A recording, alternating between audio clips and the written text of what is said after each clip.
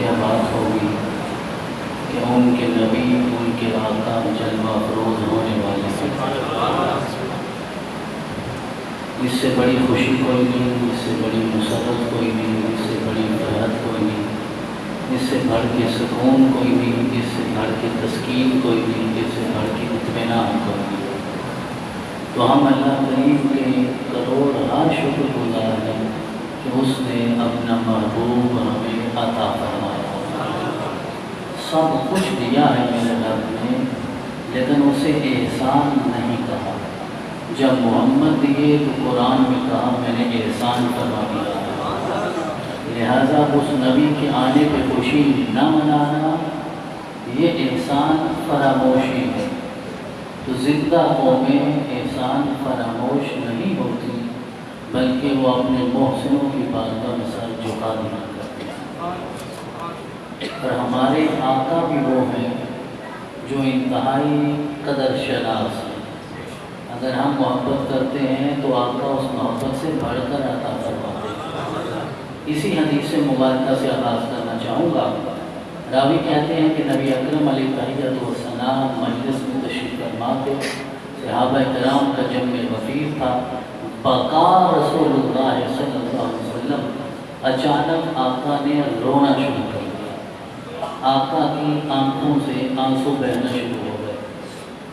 صحابہ پریشان ہو گئے کہ یہ تو وہ ہستی ہیں جن کی بارگاہ میں آ کر رونے والا بھی ہنسنے لگتا ہے، تو آج آقا رونا شروع ہو گئے، اس کی وجہ کیا ہے؟ فقالوا یا رسول اللہ ما یبکیک، تو سب نے عرض کیا آقا آپ کے قدموں پہ ہمارے ماں باپ قربان ہو جائیں، آپ کو کس چیز میں رونا دینا ہے؟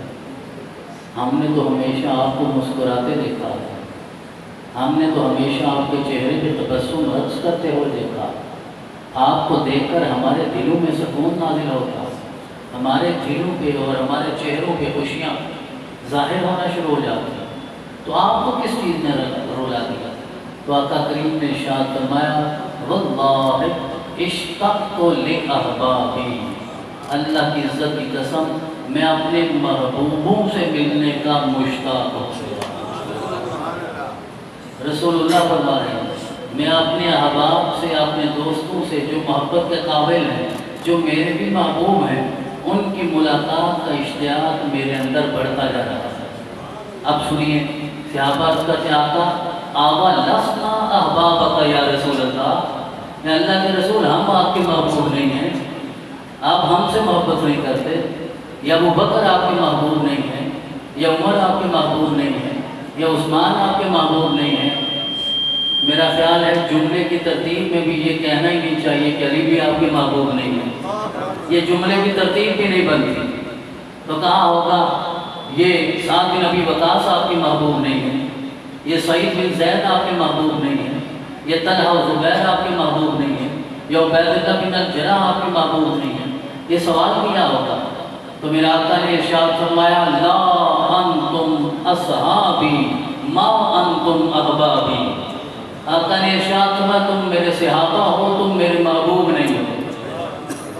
اب یہ نقش شان نہیں ہے، آقا جو بیان کرنا چاہتے ہیں وہ موضوع ہے۔ ہمارے یہاں مصیبت یہ ہوگی کہ لفظ پکڑ کے بیٹھ جائیں گے کہ میں نے یہ کہہ دیا کہ تم میرے صحابہ ہو، تم میرے محبوب نہیں ہو۔ مقصود یہ نہیں ہے، مقصود کلام ہے۔ باتیں تو بہت کرتے ہو، نس نس کی، یہ دلالت النس ہے، یہ عبارت النس ہے، یہ اشارت النس ہے، یہ اقتضاء النس ہے۔ ہم نے کبھی کتابی باتیں کہیں نہیں کی، ہم کتابی باتیں نہیں کرتے، ہم تو دل کی باتیں کرتے ہیں، لیکن اس کا مطلب یہ نہیں کہ اللہ نے علی کے صدقے علم عطا نہیں فرمایا۔ بات دلالت النس کی کرنی ہے تو آئیے، اقتضاء النس کی کرنی ہے تو آئیے، اشارت النس کی کرنی ہے تو آئیے، حضور مدلس کی مرسل کی جو بات کرنی آئیے، ہمارے سامنے بات کیجیے، دلائل سمیہ کی بات کیجیے، قطعی و ثبوت قطعی و دلالہ کی بات کیجیے، قرآن کے محکم متشابہ کی بات کیجیے، نسخ کی بات کیجیے، ناسخ منسوخ کی بات کیجیے، لیکن ہم علم میں الجھانا نہیں چاہتے، ہم منظر تک پہنچانا چاہتے ہیں، اور ہم یہ سمجھتے ہیں آقا نے ارشاد فرمایا تم میرے صحابہ ہو، تم میرے محبوب نہیں ہو۔ صحابہ کا بھی اشتیاق بڑھا، عرض کیا آقا ارشاد فرمائیے پھر آپ کے محبوب کون ہیں جن کے اشتیاق میں آپ نے رونا شروع کر دیا؟ آقا نے فرمایا واللہ قوم یعقلون من بعدی یؤمنون بی ولم یرونی، میرے محبوب وہ ہیں جو میرے بعد دنیا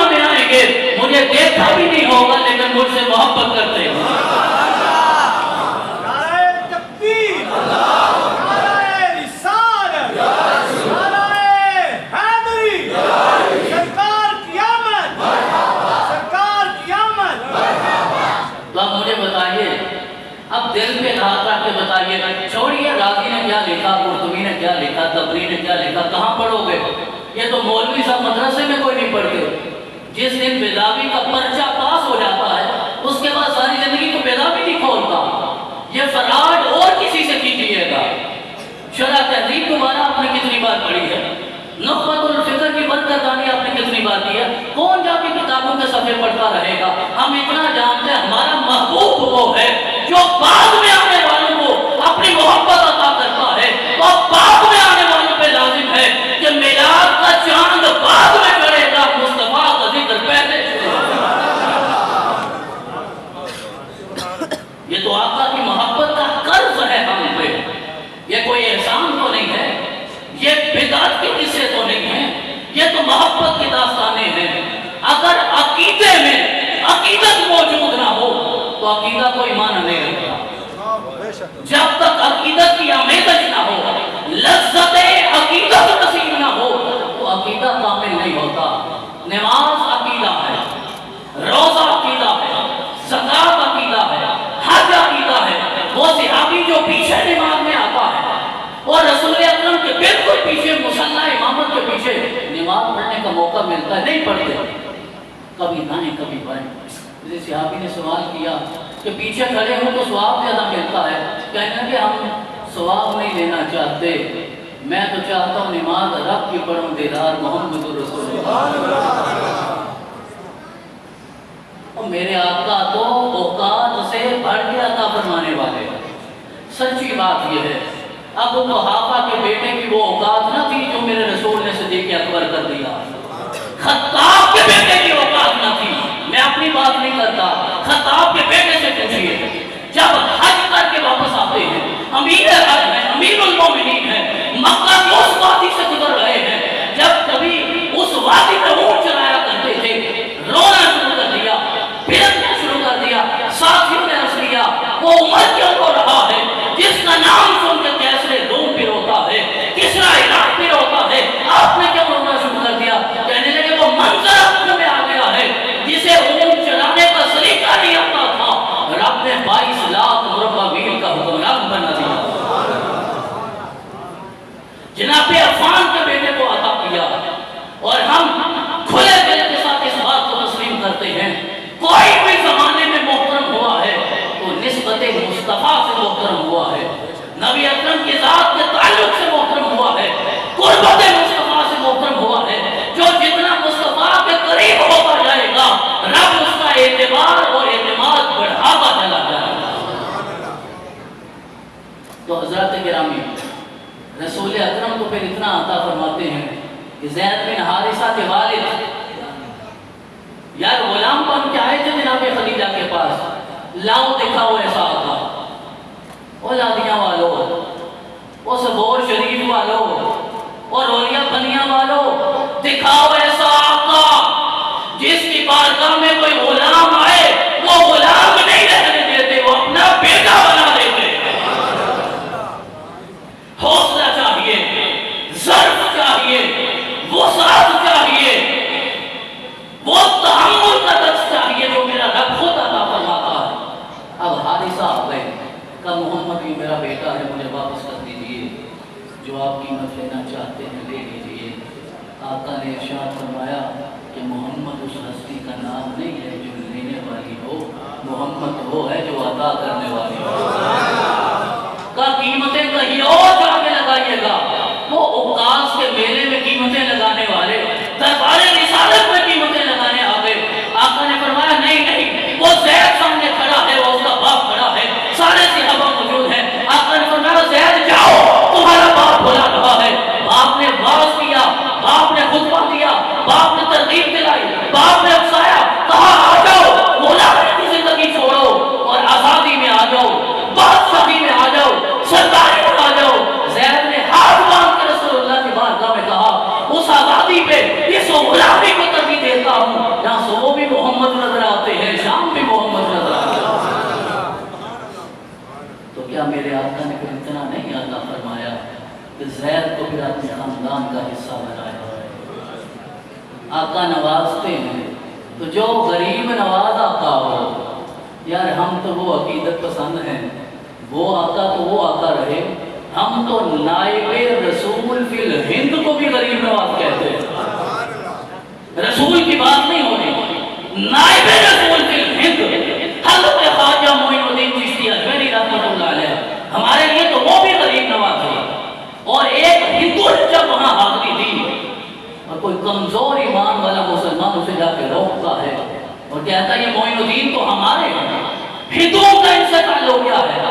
اس نے ہاتھ پکڑا، لے گیا میدان پہ، کہا جا کے سامنے دیکھو تختی پہ لکھا ہے یہ غریب نواز ہیں، یہ مسلمان نواز نہیں ہیں۔ مسلمان نواز ہوتے صرف مسلمان کو عطا کرتے، یہ غریب نواز ہیں۔ جو بھی غریب آتا ہے، مسلمان ہو ہندو ہو، جو اس در پہ آتا ہے میرا رب اس کا دامن بھر دے گا۔ تو جب نائب رسول فی الہند غریب نواز ہیں تو پھر رسول اللہ کی کیفیت کیا ہوگی؟ آقا کا عالم کیا ہوا؟ حضرت ضیاء الامت اس لیے تو فرمایا کرتے تھے، آج تک بارشوں کا موسم ہے، گجرات میں جگہ جگہ پانی ہے، ہر جگہ پانی نظر آتا ہے۔ حضور ضیاء الامت فرماتے تھے موسلادھار رنگ سے ساری رات بارش ہو اور آپ عین صحن میں پیالہ اونتا منہ رکھ دیں، منہ اوپر نہ ہو، پیندہ اوپر ہو، ساری رات بارش ہوتی رہے، سارا شہر پانی سے بھر جائے، پیالے میں ایک قطرہ نہیں آئے گا۔ اور قطرہ کب آئے گا؟ کہ جب پیالہ سیدھا کیا جائے گا۔ تو آپ فرماتے دل کے پیالے کو سیدھا رکھ کر مدینہ جانے کی بھی حاجت نہیں، یہاں سے روک کر رسول اللہ کی طرف آقا وہاں سے آقا فرمائے۔ تو حضرات گرامی، ہم تو بہانے ڈھونڈتے ہیں اس بارگاہ سے طلب کرنے کے۔ محرم آتا ہے تو کبھی حسن کا واسطہ ہوتا ہے، کبھی حسین کا واسطہ ہوتا ہے، کبھی زین العابدین کا واسطہ ہوتا ہے، کبھی جناب باقر کا واسطہ ہوتا ہے، کبھی جعفر صادق کا واسطہ ہوتا ہے، کبھی موسیٰ کاظم کا واسطہ ہوتا ہے، کبھی علی الرضا کا واسطہ ہوتا ہے، کبھی جناب تقی نقی کا واسطہ ہوتا ہے، کبھی حسن عسکری کا واسطہ ہوتا ہے، کبھی امام مہدی کا واسطہ ہوتا ہے، کبھی خلیفہ اول کا واسطہ ہوتا ہے، کبھی فاروق اعظم کا واسطہ ہوتا ہے، کبھی ذوالنورین کا واسطہ ہوتا ہے۔ ہم کوئی نسبتوں سے بہانے تلاش کرتے ہیں، کبھی حضور دادا کا واسطہ ہوتا ہے، کبھی بابا فرید کا واسطہ ہوتا ہے، کبھی حضرت قطب الدین بختیار کافی کا واسطہ ہوتا ہے، کبھی بابا نظام کا واسطہ ہوتا ہے، کبھی حضرت پیر پٹھان کا واسطہ ہوتا ہے، کبھی حضرت ضیاء الامت کا واسطہ ہوتا ہے، حضرت پیر میرا علی شاہ صاحب کا واسطہ ہوتا ہے۔ ہم تو واسطوں والے لوگ ہیں، ہم جانتے ہیں وہی راستہ درست ہے جہاں صدیق اکبر سے لے کر فاروق اعظم سے لے کر ذوالنورین سے لے کر حیدر کرار سے لے کر حضرت ضیاء الامت تک ساری ہستیاں وہ دیا جلا کر بیٹھے ہیں۔ جو گمراہ اس راستے سے گزرتا ہے میرا رب اسے ہدایت کی ساری نعمتیں عطا فرمائے۔ نعرہ تکبیر، نعرہ رسالت، نعرہ حیدری، سیدی مرشدی۔ مجموع الزوائد کی جناب حیثمی نے ایک اور حدیث بیان فرمائی کہ آقا کریم نے ایک موقع پہ ارشاد فرمایا صحابہ بتاؤ کہ کون سا ایسا شخص ہے جس کا ایمان عجیب ترین ہے؟ تو صحابہ نے عرض کیا آقا ملائکہ۔ تو میرا آقا نے ارشاد فرمایا ملائکہ کا ایمان عجیب ترین کیسے؟ ان کے اندر شر تو ہے ہی نہیں، ان کے اندر اللہ نے رکھا ہی خیر کو ہے۔ امتحان خیر و شر میں ہوتا ہے، امتحان نفس مطمئنہ لوامہ اور امارہ میں ہوتا ہے۔ جہاں صرف خیر خیر ہو اور معصوم بنایا ہوا امتحان نہیں ہوتے۔ عرض کرنے لگے آقا انبیاء، رسول اللہ نے فرمایا نبی بھی معصوم ہوتا ہے اور ہر وقت اللہ کے انوار و تجلیات میں ہوتا ہے، وہ ایمان نہیں لائیں گے تو کون ایمان لائے گا؟ صحابہ نے عرض کیا آقا ہمارا ایمان عجیب ترین ہے۔ رسول اللہ نے فرمایا تمہارا ایمان عجیب ترین کیسے ہے؟ کیا چاند دو ٹکڑے ہوتے ہوئے تم نے دیکھا نہیں ہے؟ کیا سورج کو پلٹتے ہوئے تم نے دیکھا نہیں ہے؟ جب میرے ہاتھ میں بند مٹھی میں کنکریوں نے کلمہ پڑھا ہے تو کنکریوں کا کلمہ تم نے سنا ہے تو تم نے کلمہ نہیں پڑھنا تھا؟ تمہارا ایمان عجیب ترین کیسے؟ عرض کیا آقا پھر آپ ہی بتائیے۔ اللہ اس کا رسول بہتر جانتا، آقا نے ارشاد فرمایا عجیب ترین ایمان ان لوگوں کا ہے جو میرے پاس دنیا میں آئیں گے، مجھے دیکھا نہیں ہوگا، صرف سنا ہوگا، ایمان بھی لائیں گے، محبت بھی کرتے ہیں۔ کیا خود بتائیے بغیر دیکھے ایمان کی لذت یہ ہے جب وہ سارے نقاب ہٹیں گے پھر کیفیت کیا؟ یار میں کبھی کبھی کہتا ہوں یہ وہ دنیا ہے، یہ وہ جہان ہے، یہ وہ زمین و آسمان ہے، یہ وہ ہوا و فضا ہے جہاں میرے رسول نے ظاہری طور پہ صرف 63 برس گزارے ہیں، صرف 63 برس، یہاں صرف 63 برس گزارے۔ اس دنیا میں اتنی لذت ہے، اتنا مزہ ہے، اتنا لطف ہے، اتنی نعمتیں ہیں۔ جہاں 63 برس گزارے ہیں وہاں اتنا مزہ ہے، جہاں 1400 سال سے ہیں وہاں کتنا مزہ ہے۔ یار موت سے کیوں ڈرتے ہو؟ ابھی میں عظیم صاحب کے والد گرامی کے لیے دعا کر کے آیا ہوں، جہاں ان کے ابا جی چلے گئے وہاں جانے میں ڈر کیا ہے؟ جو پیروں والے ہو ذرا سینے پہ ہاتھ رکھ کے بتائیے میرا پیر کیوں ہے؟ حضرت ضیاء الرحمن جہاں تشریف لے گئے، اب غلام نہیں چاہتا اپنے آقا کی بارگاہ میں چلا جائے، وہاں پہنچے تو یہ دنیا لذت نہیں ہے، لذت تو وہ ہے جہاں محمد رسول اللہ تشریف فرما ہے۔ ذرا اس اندازے سے بات دیکھیے، جب بچہ پیدا ہوتا ہے ماں کے پیٹ سے جنم لیتا ہے تو بچہ خود روتا ہے، نہ روئے تو پھر بچے کو رلایا جاتا ہے جی تاکہ زندگی کا احساس ہو۔ اب مفسرین نے جو لکھا، سائنسدانوں نے جو کہا، اہل دل اور اہل تصوف یہ کہتے ہیں کہ بچہ روتا اس لیے ہے کہ 9 ماہ تک وہ ماں کے پیٹ کے ماحول سے مانوس ہو چکا تھا، وہاں خوراک لیتا تھا، وہاں حاجت پوری کرتا تھا، کروٹ بدلتا تھا، سانس آتی تھی۔ اب 9 ماہ بعد اسے یہ احساس پختہ ہونے لگا اور وہ سمجھنے لگا یہی دنیا ہے، یہی جہان ہے، یہی کل کائنات ہے، مجھے ہمیشہ یہی رہنا ہے۔ ماں کے پیٹ سے نکلتے ہوئے احساس یہ ہوتا ہے شاید مجھے میری دنیا سے نکالا جا رہا ہے، لیکن دنیا میں آنے کے بعد جب دنیا کی لذتیں، یہ رنگ و بو، یہ رنگینیاں، یہ نعمتیں دیکھتا ہے پھر وہ خیال کرتا ہے وہ ایک چھوٹا سا قید خانہ تھا، اصل دنیا تو یہ ہے۔ یہ مثال دینے کے بعد وہ کہتے ہیں کہ جب بندہ مومن دنیا سے جاتا ہے اور جاتے ہوئے یہی احساس ہوتا ہے کہ موت کا غلبہ ہے، دکھ کی کیفیت ہے، لیکن یہاں سے جانے کے بعد جب تم قبر میں اتارتے ہو تم سارے پلٹ آتے ہو، قبر میں آقا تشریف لے آتے ہو۔ اب بتائیے جہاں آقا تشریف لے آئے، جہاں محمد تشریف لے آتے ہیں وہاں موت نہیں آتی، وہاں ہمیشہ کی زندگی آ جاتا ہے۔ یہ مکہ ہمیشہ مکرمہ نہیں تھا، یہ مکہ ہمیشہ معظمہ نہیں تھا، یہ بیت اللہ ہمیشہ سے الحرام نہیں تھا، یہ مدینہ تو یثرب تھا، یثرب بیماروں کا گھر تھا، لیکن آقا جہاں تشریف لے جاتے ہیں مکہ کو رب مکرمہ بناتا ہے، مدینہ کو میرا رب منورہ کر دیتا ہے۔ وہاں سے بیماریاں ختم ہو جاتی ہیں، موت رخصت ہو جاتی ہے، اور میرا رب قرآن میں کہتا ہے جو میرے رستے میں مارے گئے ہیں انہیں مردہ نہ کہو، میں نے ہمیشہ کے لیے زندگی عطا کر دی۔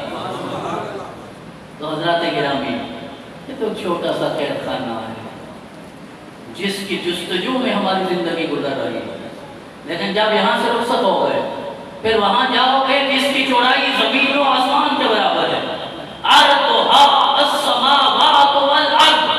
جب اس جنت میں جاؤ گے نعمتیں پاؤ گے، شراب طہور پیو گے، غلمان سے سربت تمہیں نصیب ہوگی، حوروں کو دیکھنے کے بعد تمہیں اطمینان ملے گا، اور سب سے بڑی نعمت میرا رب یہ عطا فرمائے گا نقاب اٹھا کر اپنا بھی دیدار دے گا، جناب محمد کا دیدار بھی عطا فرمائے گا۔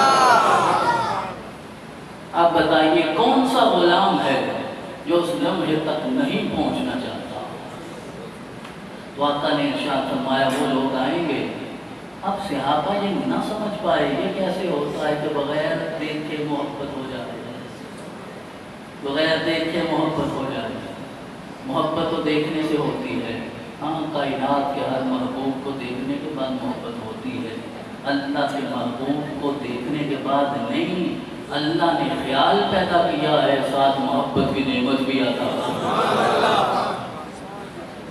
میرا رب ان اہل دل مفسرین پہ اپنی رحمت نازل کرے جنہوں نے بتایا والضحیٰ سے مراد میرے آقا کا روح روشن ہے، جنہوں نے کہا واللیل اذا سجا سے مراد میرے آقا کے زلفیں ہیں، جنہوں نے کہا بابا جادہ کا دال لن کا معنی ہوش سے کرنا، اس سے مراد ہے کہ ہم نے اپنی محبت میں گم رفتہ پایا ہے، اپنی محبت میں گم رفتہ پایا ہے، پھر ہدایت عطا فرمائی ہے۔ یار یہ نعمت اللہ جسے چاہے عطا کرتا ہے۔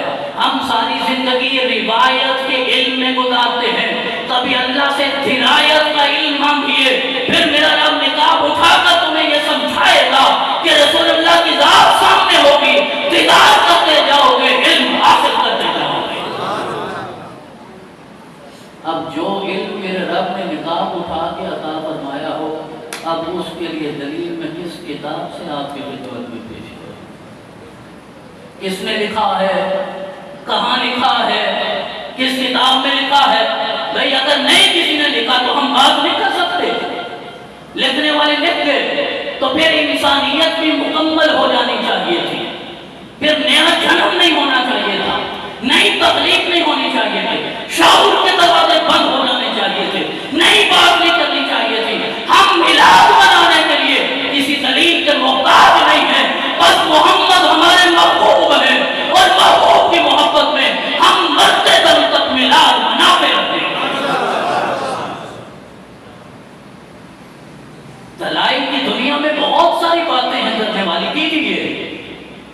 اسلام کے سیاسی نظام پہ، اسلام کے معاشی نظام پہ، اسلام کے معاشرتی نظام پہ، آج کی جدید تحقیقات میں کتنے ایسے معاملات ہیں کہ جہاں ضرورت ہے کہ آپ اپنی ریسرچ پیش کیجیے، وہاں کی کوئی بات کرتا نہیں۔ پورا مہینہ میلاد منانا بدعت ہے، میلاد منانا غلط ہے۔ بھئی غلط کام تو غلط ہوتا ہے، کیا کسی خوشی پہ مسرت کا اظہار کرنا، اظہار مسرت کرنا، خوشی منانا، یہ کیسے غلط ہوتا ہے؟ بیٹا پیدا ہوگا خوشی تو ہوگی، شادی ہوگی خوشی تو ہوگی، اللہ نعمت عطا فرمائے گا خوشی تو ہوگی، آپ ایم بنیں گے خوشی تو ہوگی۔ یار یہ ساری نعمتیں قربان ہیں اس لمحے پہ جب میرے رب نے اپنا محبوب ہمیں عطا فرمایا، اور آقا کو بعد میں آنے والوں کے ساتھ خود محبت فرماتے ہیں، اور آقا انتظار فرما رہے ہیں حوض کوثر پہ، اور خود اپنے ہاتھ سے جام عطا فرماتے ہیں۔ آپ نے کہیں کسی ایسی جگہ جانا ہو جہاں پہلی بار گیا، کبھی آپ نے رحیم یا رحم بلطان کر لیا، کما لیا، کہیں آپ نے جانا ہو پہلی بار گیا تو ہم نیویگیشن لگائیں گے۔ پاکستان میں بھی نیویگیشن چلتا ہے، یہ جتنا بھی چلتا ہو بھارت تو کہیں لے ہی جائے گا نیویگیشن۔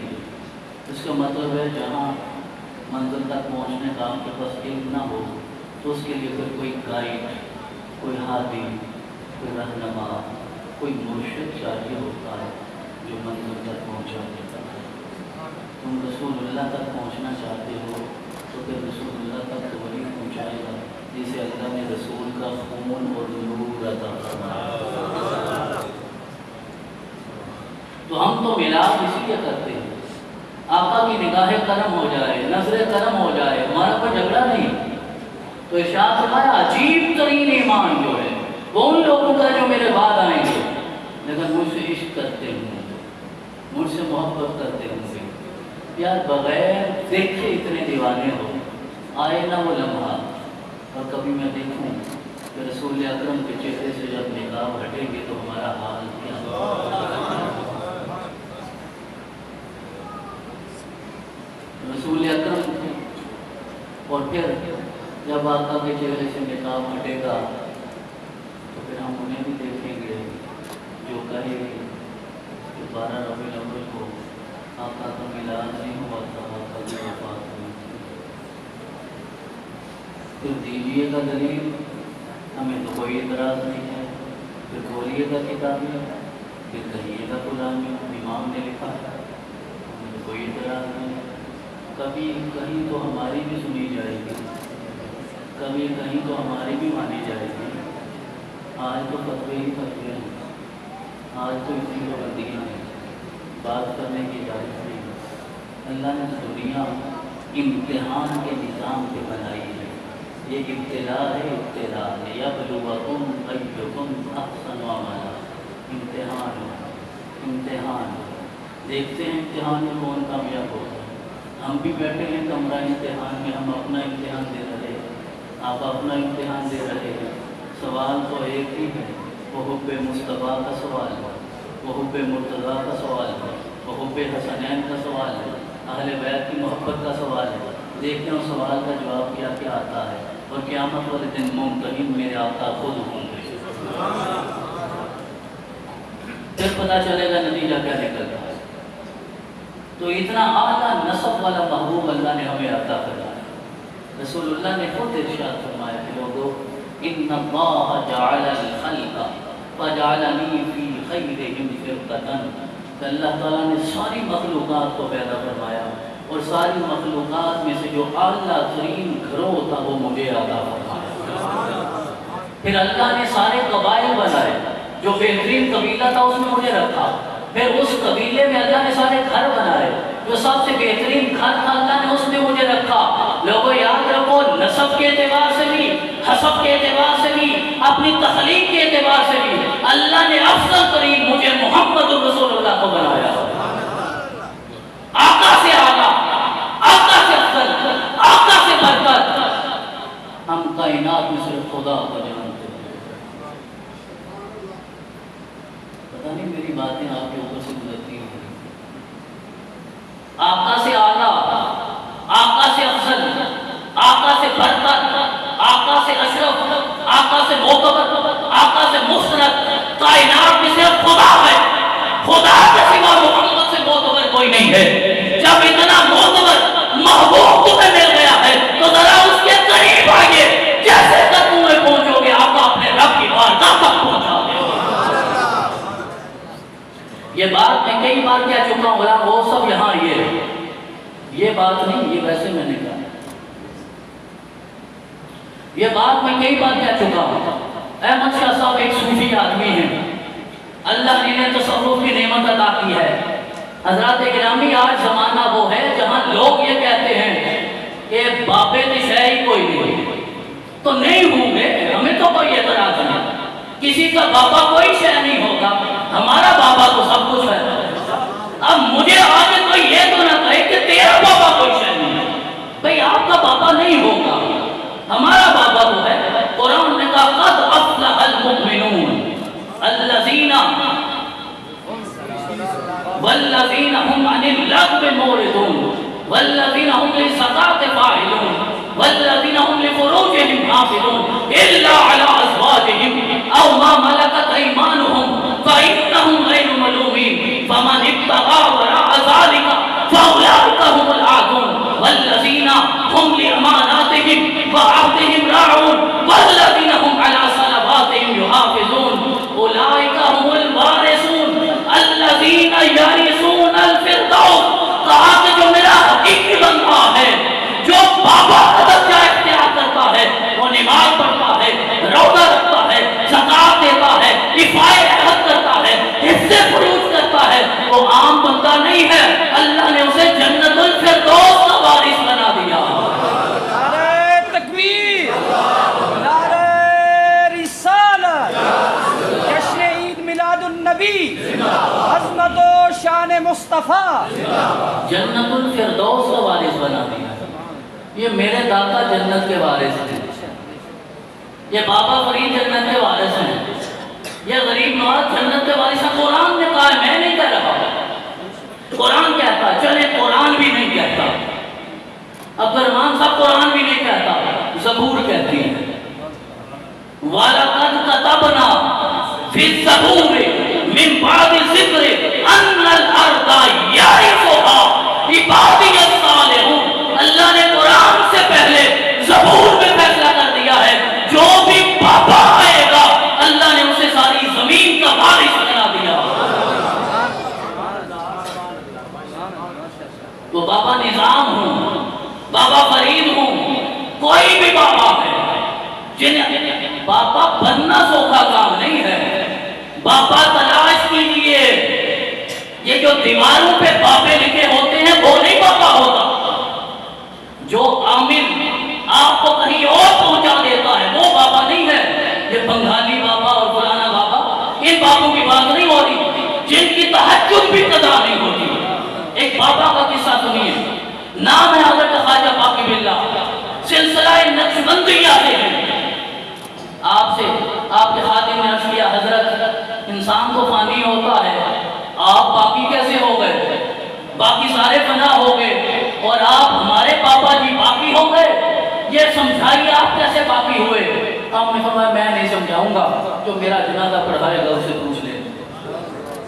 وقت آ گیا، دنیا سے رخصت ہو گئے، جنازہ رکھا گیا۔ اب وہ مرید جو سوال کرنا چاہتا ہے، اب یہ جو سوال کرنے والا مرید ہوتا ہے یہ بھی مصیبت ہی ہوتی ہے، کوئی ایک دو ہی ہوتے ہیں بہرحال۔ اب وہ انتظار میں تھا کہ جنازہ پڑھانے کو آنا، ایک نقاب پوش آیا، گھڑ سوار تھا، اترے، جنازہ پڑھایا، چلنے لگے، آگے ہو لگام پکڑی، کہا جواب دیجیے۔ حضرت نے فرمایا تھا جو جنازے پہ آئے گا وہ بتائے گا میں باقی کیسے ہوں۔ 2 بار 3 بار سوال کیا، آپ نے جب نقاب پلٹا تو حضرت خواجہ باقی باللہ خوش تھے۔ تو آپ نے فرمایا یہ جو کھڑا ہے یہ باقی ہے، اور وہ جو سامنے پڑا ہے وہ فانی ہے۔ اس کا مطلب ہے جو اللہ سے جڑ جاتا ہے، جو محمد رسول اللہ سے جڑ جاتا ہے، میرا رب اسے مرنے سے پہلے ہمیشہ کی زندگی عطا فرما دے گا۔ تو یار جب عام ولی جنت کا وارث ہے تو پھر منبع ولایت امام الاولیاء علی ولی اللہ کا مقام کیا؟ چلیں یہ ولی تو کسی واسطے سے جنت کا وارث بنتا ہے، علی کے تو بچے جنت کے وارث ہیں، علی کے تو بچے جنت کے سردار ہیں، علی کی تو زوجہ خواتین کی جنت کی سرداری لے کر آئی ہیں۔ اب علی کی زوجہ جسے چاہیں گی وہ خاتون جنت میں جائے گی، حسن اور حسین جسے چاہیں گے وہ جنت میں جائے گا۔ لہذا رسول اللہ تک پہنچنا چاہتے ہو، کہاں کتابوں میں الجھے رہو گے، کہاں ساری زندگی بات سنتے رہو گے، براہ راست آؤ۔ رسول اللہ نے ارشاد فرمایا میرے لیے اللہ سے محبت کرو اور میری محبت پانے کے لیے حسن اور حسین سے محبت کرو۔ اللہ نے ہمیں تو محبوب بھی وہ عطا فرمایا جس سے زیادہ حسین بھی کوئی نہیں، جس سے زیادہ نفیس بھی کوئی نہیں، اتنا حضرت عبداللہ بن سلام یہودی عالم تھے۔ آپ کہتے ہیں جب میں نے کلمہ پڑھنے کا ارادہ کیا مدینہ میں، جب بار بار جو تبلیغی جاتے تھے اور انہیں جا کے توحید کا پیغام دیتے تھے تو آپ ایک دن آ گئے، عالم تھے، عالم کی مصیبت ہے، پرچہ سوالوں کا جیب میں ہوتا رکھا تھا، سوالوں کا پرچہ جیب میں ہوتا، جا کے سوال کروں گا، جواب آئیں گے تو میں مانوں گا۔ کہتے ہیں میں جب رسول اللہ کی بارگاہ میں پہنچا، یہ حضرت ضیاء الامت نے لکھا ہے ضیاء النبی میں، تو عبداللہ بن سلام کہتے ہیں جب پہلی نظر رسول اللہ کے چہرے پہ پڑی تو میرے دل نے گواہی دی یہ چہرہ کسی چھوٹے کا ہو ہی نہیں۔ آسان تو نہیں ہے یہ منزل پانا، طائف کے بازاروں میں پتھر کھائے ہیں، غزوہ خندق کے پیٹ پہ پتھر باندھے ہیں اور جانتے تھے کہ حسین قربان ہوگا۔ آئے آئے ایک جملہ غلام غوث صاحب کے واسطے سے آپ کو عرض کرنا چاہتا ہوں، اور میرا حسین بڑا قیمتی ہے، حسین کو اتنا سستا نہ سمجھو، حسین بڑا قیمتی ہے، کتنا قیمتی ہے۔ اللہ کے رسول جناب محمد رسول اللہ اپنا بیٹا ابراہیم دے کر حسین بچایا۔ جہاں حضرت ابراہیم بن محمد ہیں رسول اکرم کے ساتھ مشہور واقعہ، یہاں حسین اسرائیل آئے، اللہ کا حکم ہے، مجھے نہیں پتا اسرائیل آئے یا نہیں، آقا نے کہا ہے تو ہمیں تو نہیں پتا، کوئی کیمرہ ہے کہ جو اسرائیل کو دیکھتا، آقا فرماتے ہیں آتا ہے تو آقا ہوگا اور آئے گا، اسرائیل تو آئے گا، جبریل ناوے ناوے ہر ایک کے پاس تو آئے اور کہا کہ اللہ نے اختیار دیا ہے یا ابراہیم دے دیجیے یا حسین۔ اوئے ہوئے اتنا مشکل لمحہ ہوگا میرے پیغمبر، آقا سوچتے جاتے ہیں، دیکھتے جاتے ہیں، آقا نے فیصلہ کیا ابراہیم جاتا ہے تو میرا دل کرتا ہے، حسین جائے گا تو زہرا پہ کرتا ہے، تو آقا نے ابراہیم کو قربان کیا، تو رسالت نے اپنے صاحبزادے کو قربان کر کے حسین کو بچایا۔ امت کو قدر نہ سمجھنا پڑا کہ حسین کی تھی اور ان کی بارگاہ میں جانے سے سب کچھ अब्दुल्लाह बिन सलाम कहते हैं मैंने चेहरा देखा तो मेरे दिल ने दुआएं दी कि मेरी बेटा चेहरा बहुत हज़रत उम्मुल मोमिनीन जनाब आयशा सिद्दीक़ा सलामुल्लाह अलैहा से जाके पूछिए अल्लाह ने मेरे पैगम्बर को कितना नसीब दिया।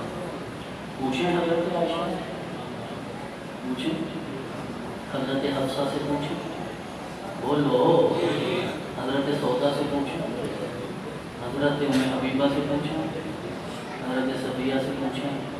चले इनसे बाद में पूछते हैं, पहले जनाब खदीजा से पूछें। आयशा ने तो मेरा पैगम्बर तब देखा जब वो 53 साल का था और खदीजा ने तब देखा जब 25 साल का खिलता हो मेरा। यार कभी जुमलों की रूह में उतरा करें, कभी जाके सोचिएगा क्या शान अल्लाह ने मलिकातुल अरब को अता फरमाई है, क्या शान अता फरमाई है। लोग बड़ी तजारतें बिजनेस करते हैं तो बरतानिया में अमरीका में तो बह गया टाउन बनाता है तो PH में जाता है करोड़ों रुपया कमाते हैं। ऐसी तजारत करके दिखाओ जिसके बदले में अल्लाह मोहम्मद ही अता फरमाए। आओ खदीजा से पूछिए, चले खदीजा से पहले अगर इजाज़त हो तो हलीमा से पूछो और अगर हलीमा से पहले इजाज़त हो जिसमें पैदा होते मोहम्मद को उठाया है अली के बाद से पूछो या ज़रा अंदाज़ा कीजिए ना। मैं तो ये नहीं कह सकता कि आपका इतने से थे आपका छोटे जब रसूल अकरम को पैदा होकर उठाया हो उस समय मेरे आका कितने नसीब। उम्मे माबद में तो देखा तब देखा जब खदीजा देख के दुनिया से चले गए। उम्मे माबद में तब देखा जब अबू तालिब देख के दुनिया से चले गए। उन्होंने इतना देख लिया था उम्मे माबद के लिए बचा गया था और जो उम्मे माबद के लिए बचा था वो इतना था तो फिर उन्होंने कितना देखा होगा।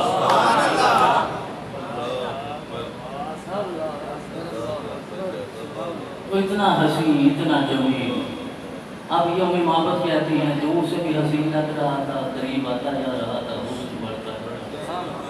अब उम्मे माबद के आका कितने करीब आए होंगे, फिर भी तो कोई हद रही होगी करीब आने की। हज़रत इमाम फ़खरुद्दीन राज़ी ने लिखा है ये अलम यजिद का यतीम अनफा याद है ना कुरान में, इसके ज़िमन में लिखा। हज़रत अबू तालिब जनाब अब्बास को अपने भाई को बताते हैं बचपन था रसूलुल्लाह मेरे साथ सोया करते थे और जब रात को मेरे पास आते और मेरे सीने के साथ चिमट जाते और जब मेरा हाथ उनके वजूद को लगता मुझे लगता जैसे कस्तूरी को छू रही। यार इतनी फुर्सत तो उम्मे माबद ने नहीं पाई होगी। तो मेरा ख्याल है कि उम्मे माबद पे रुक जाते हो ना तुम्हारा हौसला इतना है, तुम मोहम्मद को सुन ही इतना सकते हो, तुम समझ ही इतना सकते हो, तुम्हारा ज़ब्त इतना है कि इतना हुस्न मुस्तफ़ा तुम तक आए। जब खदीजा बयान करेंगी और जब जनाब अबू तालिब बयान करेंगे वो तो कौन कौन से गोशे बयान होंगे हम समझ ना पाएंगे। इसीलिए रसूल अकरम को उठाकर काबे की दीवार के साथ लगा के कहा मौला ने सारा मक्का गुफ्तू का वास्ता मांग रहा है, मैं मोहम्मद का वास्ता मांग रहा हूं। तो हजरत गिरामी उन हस्तियों ने समझाया है जिसे जो भी मिलता है मोहम्मद का वास्ता मिलता है, आपका सदका मिल रहा है। तो आप वो खुश नसीब हैं जिन्हें अल्लाह के महबूब ने अपना महबूब कहा है। और फरमाया मैंने इस हदीस मुबारक से बात शुरू की थी और इसी पे ख़त्म करता हूँ। जो लोग बाद में आए हैं आका करीम सहाबा के जुर्मट में थे और बका रसूलुल्लाह आपकी आंखों से आंसू जा रही है। सहाबा ने अर्ज़ किया मा यूफ़ी या रसूलल्लाह आपको किस चीज़ ने रुला दिया? तो आपका ने इरशाद फरमाया इश्तक़्तु लिअहबाबी मैं अपने महबूबों से मिलने के लिए तड़प रहा हूँ। वैसे क्या कैफियत हुई होगी सहाबा की जब आपने कहा होगा तुम मेरे सहाबी हो, तुम मेरे महबूब नहीं हो। सब कुछ लुटा देने वाले, सब कुछ कुर्बान कर देने वाले, बिलाल, सुहैब, सलमान, ये सारे जब सुना होगा और नाज करो अपने मुकद्दर में। बिलाल तो बिदअत बिदअत कहने वालों कभी तो ज़िंदगी को समझो, ये ट्रांजिट है, ट्रांजिट मंजिल नहीं होती।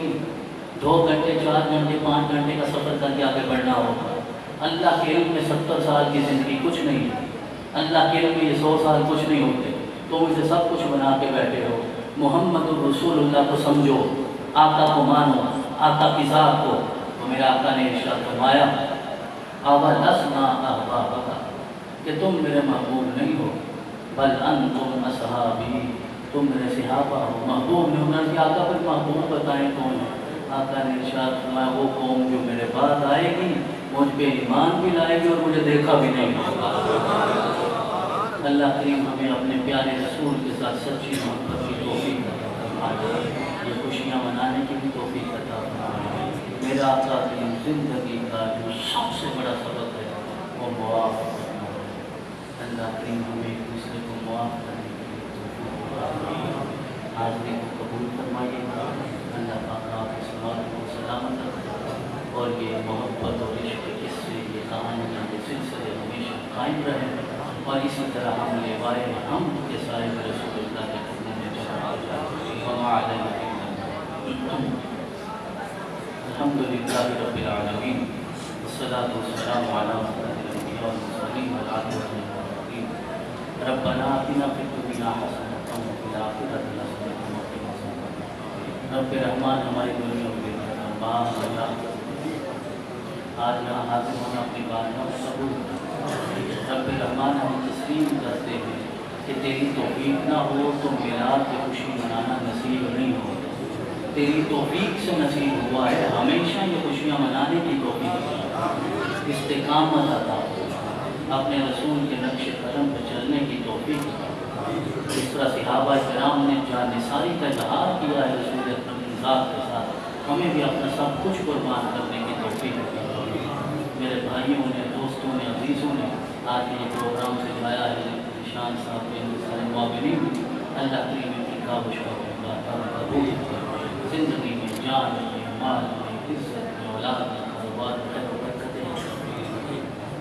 میرا خیال ہے آج سے 20-30 سال پہلے کی بات ہے، ہم سنا کرتے ہیں اپنے دوستوں سے کہ ہمارے دادا حضور ان مجالس میں اپنے محبوب نبی کا تذکرہ کیا کرتے تھے۔ ہمارے والد گرامی نام کل کوئی سارے آئے چلے گئے، مصطفیٰ کا ذکر کل بھی تھا، ہمیشہ رہے، ہمیشہ رہے، کوئی فرق نہیں پڑتا۔ جب ابو جہل نے کہا یا مزمم، تو حضرت عمر نے تلوار نکالی، آپ کا نکلنا کیا ہے، بس کہ آپ کو گالی دے رہا ہے، مزمم کہہ رہا ہے۔ رسول اللہ نے ارشاد فرمایا مزمم کوئی اور ہوگا، اللہ نے مجھے تو محمد بنایا۔ محمد کا معنی ہے تعریف کیا گیا، اللہ یحمد حمدا بعد حمد۔ حضرت عبد المطلب سے پوچھا نا عقیقے کے موقع پہ، کھانا کھانے کے بعد، پہلے کھانا کھایا، تسلی کی، پھر پوچھا کہ بتائیے تو صحیح بیٹے کا نام کیا رکھا تھا؟ محمد۔ یہ کیا نام ہے؟ کہنے لگے اردت ان یحمدہ اللہ فی السماء وخلقہ فی الارض، میں نے یہ ارادہ کیا ہے میرے بیٹے کی تعریف اللہ آسمان میں کرے، ساری مخلوق زمین۔ نہ بھی چاہو تو تعریف ہوتی۔ میں ایک موقع پہ حاضر تھا اور ایک دوست کہنے لگے کہ یہ دعا بھی ہو ہے سر اللہ، یہ نہ سمجھے گا دوبارہ تقریب شروع ہوتی، دعا ہی، یہ بھی ہماری خاندانی دعا بھی ایسی ہی ہوتی ہے۔ تو ایک دوست یہ کہنے لگے کہ آج کچھ لوگ ایسے ہیں جو اپنے آپ کو کہتے ہیں کہ ہم حدیث نہیں مانتے، ہم اہل القرآن ہیں، ہم صرف قرآن والے ہیں، حدیث کو ہم ماخذ نہیں مانتے، ہم سورس نہیں مانتے۔ وہ بڑے پریشان ہو کے کہہ رہے تھے فتنہ پیدا ہو گیا۔ میں نے عرض کیا یار کائنات میں کسی میں ضرورت ہی نہیں ہے کہ وہ حدیث نہ مانے، کیونکہ جو قرآن کو قرآن مانتا ہے وہ حدیث پہلے مانے گا، قرآن بعد میں مانے گا۔ قرآن کا قرآن ہونا بھی تو حدیث سے ثابت ہے، اب وہ زبان سے نہ مانے، عمل میں سب مان رہا، اس لیے نہ ابو جہل مانے کہ یہ تعریف کا قابل ہے، جب زبان سے محمد کہتا ہوگا تعریف ہو جاتی ہے۔ وصلی اللہ تعالی علی رسول اللہ محمد وعلی آلہ